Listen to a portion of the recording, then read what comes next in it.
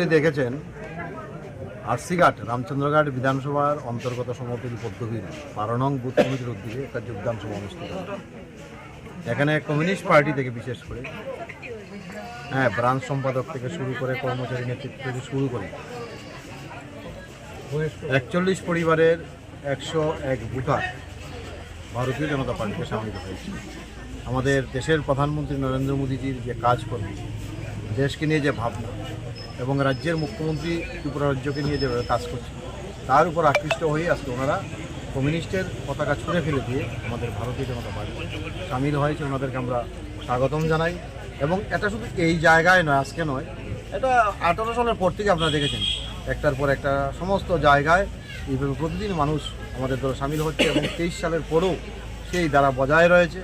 এবং কি বলবো, যে ওই কমিউনিস্ট বলতো না যে কমিউনিস্ট ছাড়া ত্রিপুরা রাজ্যে কিছু হবে না, আজকে কিন্তু সেটা প্রমাণিত যে কমিউনিস্টের অস্তিত্ব বলতে কিছু নেই, নাম সর্বস্ব সাইনবোর্ডে পরিণত হয়েছে এবং লোকসভাতে তার প্রমাণ মিলবে। তাই কাজেই আমি মনে করি আগামী দিন শুধু আমাদের সময়ের অপেক্ষা। 2024 লোকসভা নির্বাচনে আমাদের নরেন্দ্র মোদীজি তৃতীয়বারের মতো প্রধানমন্ত্রী হচ্ছে, আর ওনাদের মতো কার্যকর্তারা সামিল হয়েছে। আরও বেশি ভোটে আমাদের সাংসদ যেই হবেন ওনাকে আমরা জয়যুক্ত করাবো।